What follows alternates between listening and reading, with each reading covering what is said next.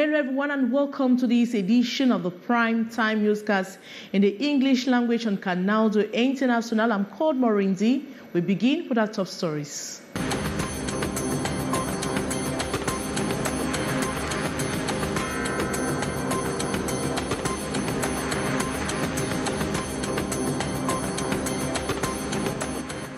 The Minister of Public Health today officially inaugurated the dialysis center of the Lankentini Hospital in Douala. The new building, which includes the nephrology department, will enhance technical capacities of the healthcare facility.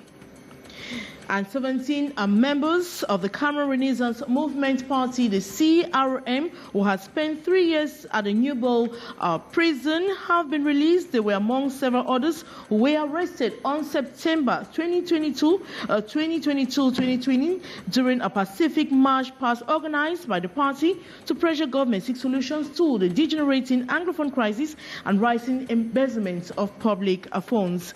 And the government of Cameroon has reassured teachers that all is good in a good footing to address their demands. The members of government insist that a majority of them have already been handled. Those are major stories. Details right ahead.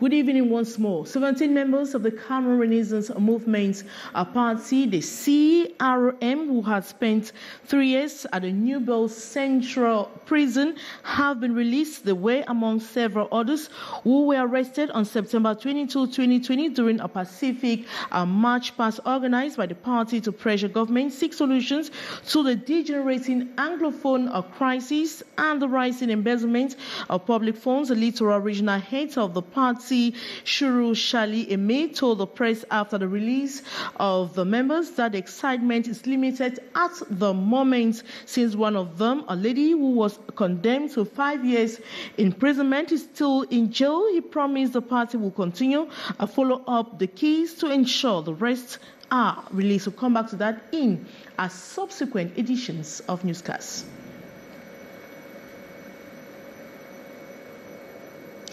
The Minister of Public Health today inaugurated the dialysis center of the Lankentini Hospital here in Cameroon's economic city, Douala. The new building, which includes the nephrology department, will enhance technical capacity of the healthcare facility. It comes at a time when many patients have been protesting for better services. More in the following story. His impromptu visit at the Bethel Hospital, a private clinic in Douala last night, exposed its filthy nature, obsolete equipment with no legal documents that authorizes them to operate. It is in this clinic that a 52-year-old woman underwent surgery which almost cost her life. These factors caused the Minister of Public Health to shut down the Bethel private hospital. So we have closed about 50 center in Yaoundé.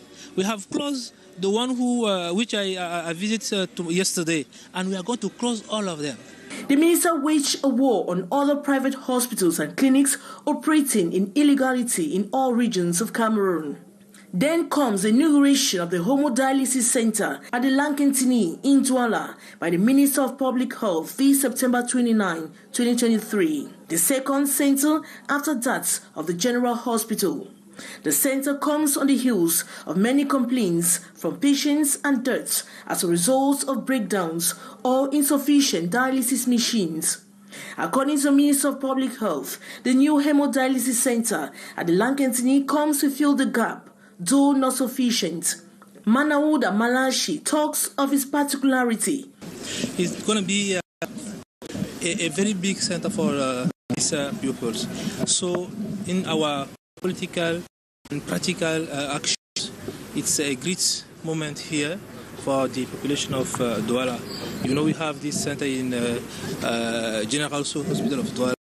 We have it also in a private way, and that's the third one. So we are going to have about 22 machines. And we have a very high quality of service here. He boasts of the performance of the machines. We have about 2 or 3 years ago, we don't have any problem of kits in this country again. We are going to have a stock of materials, of equipment. According to technicians in charge of repair works, every measures have been taken, including spare parts, each time any breakdown is noticed. But many Cameroonians, including patients, continue to ask if the dialysis centers will be sufficient to meet up to the increasing demands of patients, especially when machines are old and some overused. Bar owners in Douala, Cameroon have expressed worries over the decision taken by brewery companies to cut down on their bonuses. They say this might lead to the closure of many bars who highly depend on the bonuses to keep their business active. They have planned to organize a sit-in strike in front of some brewery companies if their bonuses are not met. More on the story with our reporter Gladys Tiba. By October 1, beer wholesalers and bar owners will have their bonuses cut down by 50%, a decision from the Cameroon Alcohol Producers Association, CAPA, which brings together all the brewery companies in Cameroon. Bartenders associations are against the resolution. This decision is still not valid. If it becomes effective, I don't think it will work. For the moment, it is not a good idea. The bonuses are the salaries that we have. Why would the brewery companies even come up with such an idea? For several years, it has never been increased, even though the prices of beer keep rising. Bartenders have expressed fears the decision will have a serious impact on their bonuses and affect workers. With the 50% that the brewery companies have decided to drop from our bonuses, I bet you many drinking spots are bound to shut down. The effect is that some people will become jobless. The waiters, the cashiers, security agents, the DJs, and all others that are employed in the chain. With huge amounts some have invested in their businesses, they want liberalization in the sector. It should be liberalized so that each bar owner should place the cost on the bottle with regards to the investments he has made. The decision to drop the bonuses, according to brewers, has been provoked by high taxes, the health pandemic, the Russian-Ukrainian conflict, and global inflationary situation. Bartenders have said if their demands are not taken into consideration, they will organize sit-ins in front of brewery factories until a mutual agreement is met. And the government of Cameroon has reassured features that all is on a good footing for their problems to be addressed. Demands the member of government insists that a majority of them have already been handled. The Minister of Communication and 6 other concerned ministers were before the press last evening. The nation's political capital, Yaoundé, declared to clarify to have more clarity on the situation. As we hear the following story with our reporter, Hisencha. The weight of the teachers' plight necessitated the outing of 7 government ministers before the men and women of the press in addressing the demands. At the level of the secondary education, Minister Nandoval Lyonga says a lot has been done, a claim she supported with clear figures. 21,102 personnel who were on 2/3 of their salaries had their salaries completed. The scheduled payment of arrears has been executed completely at 100%, worth 47,112,791. 9,925 housing allowances were paid automatically. And then more than 3,701 files of family allowance have been paid. Unlike her, Laurent Serge Etundingwa of Basic Education also told the press that there is no trending document in his ministry except for teachers with certain complications. Same like the Minister of Public Service and Administrative Reforms, Joseph Lee, who reiterated that the treatment of files has been accelerated through the new process of digitalization, with the integration process narrowed down to months. The Minister of Finance, Louis-Paul Moutaze, equally insisted that the payment of the different dues owed teachers has been rapidly fast-tracked. Government spokesperson René Emmanuel Sadi therefore reassured the teachers that all is in a good footing to ensure their well-being. I can assure you that the government will spare no effort to implement the decisions taken by the head of state in order to improve the living and working conditions of teachers. I therefore appeal to the education family, be it basic or secondary education, to stand by the government so that together we can promote this noble cause so dear to us, that of the education and training of our youth. An assurance reaffirmed by the Minister of Labour and Social Security, Gregor Owona, who sent a clarion call to the trade union leaders to always prioritize dialogue as the most efficient way of seeking lasting solutions. And different teacher trade union leaders have been reacting to the outing of the 7 ministers yesterday on the steps taken to address their plight, while others completely rubbish the declaration. Some have lauded what has been done this far, but urge the government to do more. Hyacinthe Chakota, with one of the spokespersons of the OTS movement, get this reaction in the following excerpt. I will start by thanking the government for taking time out to come out and talk to teachers. That is a sign that they have listened to our cry, and they have come, 7 of them.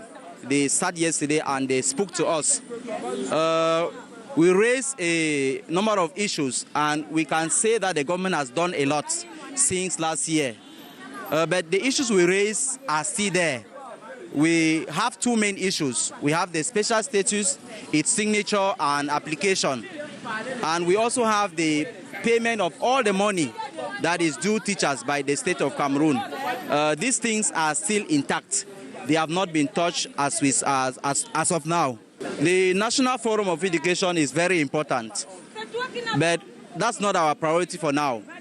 Our priority is the payment of all the money due teachers and the signing and application of the special status. These 2 do not need a forum for education to handle. And in a couple of days from now, university students will embark on the train of a new academic year. To this effect, being enrolled as a university student is the main preoccupation at the moment. Unfortunately, they go through hard times as they are often duped at the enrollment process. More on the story with our reporter, Fru Williams. Cases of students being duped of their school fee are generally rampant as they get themselves enrolled for the new university school year. At the University of Douala, the level 1 students mostly suffer from this. It is all about being patient. Come early in the morning, queue up and pay by themselves at the bank before leaving with all their receipts in order to avoid misplacing their documents later. According to students, they are most often intercepted around the university campus by unidentified individuals who propose to give them a helping hand in the constitution of their application files. While coming, I was already told that some individuals will storm me around the campus area. So I already told myself, in order to avoid troubles, it's better for me to get into the campus myself. In a bid to ensure a stress-free enrollment process void of frauds, the university has taken measures like sensitization campaigns on campus and have also called on the university students to be on alert. There is no credible information that can be gotten out of the campus. For any credible information, you can only get it on campus, where the different teams are posted, comprised of lecturers, members of the administration, and members of the students' union. Just few days to the resumption of classes at the university, the scramble for enrollment is visible on campus as students, majority of whom are freshmen, knocking at the doors of the different faculties. And Cameroon's custom administration is on a fast lane to catch up with the modernization train. It has launched a new digital system to facilitate the clearing of goods from the ports across the country. Kejan Henry Atembe followed the launching and now reports. The Cameroon's Custom Department is progressing in its modernization process. Transactions will now be done automatically. This thanks to the entry in force of 2 essential documents. The custom staff have been trained in the use of these documents. This is the single exit document of dematerialized receipt. Custom staff were trained in the use of the new tool, which will guarantee secrecy in the work. 3 clicks and the document is gone. So we've tried. It works perfect and it's wonderful. When you get it, once you get the information you need on it, I think everything goes well.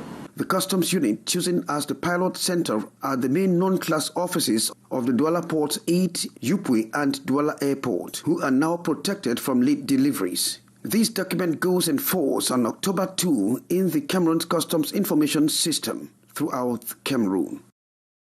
And to seek ways of ameliorating translation documents, of diplomatic documents, some stakeholders from the Ministry of External Relations gathered this day to seek appropriate methods of boosting the process. This is in prelude to the celebration of the 32nd International Translation Day coming up this 30th September.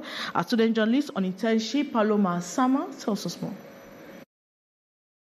Translators, interpreters, revisers and proofreaders in the spotlight. The Ministry of External Relations, under the theme Translation Unveils the Many Faces of Diplomacy, organized their ever-first meeting to commemorate the International Translation Day, evaluating the competencies of translators and looking forward to having professionals in the domain. The process of authenticating, translation and organizing the team striving in the translation or authentication chain towards the ministerial decision to lay down the setup and functioning of the directory of authorized translators of the Ministry of External Relations. The stakeholders present reiterated that it is important to have appropriate messages derived from translated documents and to maintain a favorable climate nationally and internationally, especially with the challenges that comes with globalization. If we were to remain at the level of CEMAC,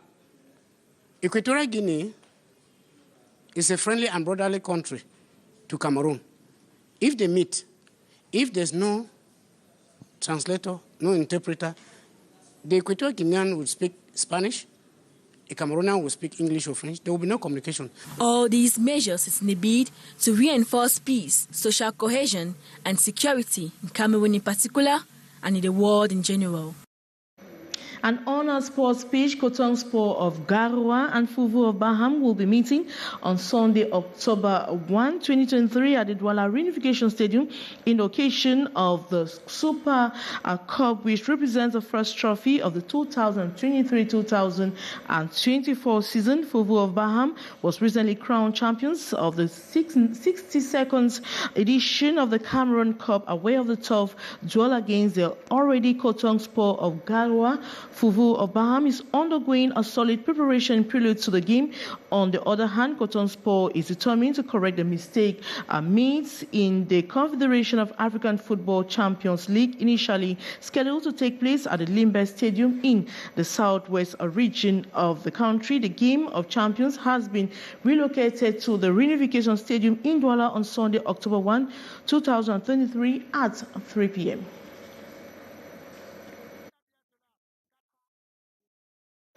And that was the package we had for you on this edition of the Primetime Newscast English language on Canal International. Thanks so much for watching. But coming up next is the brief with Mathieu Fangwa. As for me, I'll be back, but this time around on Monday. Good night.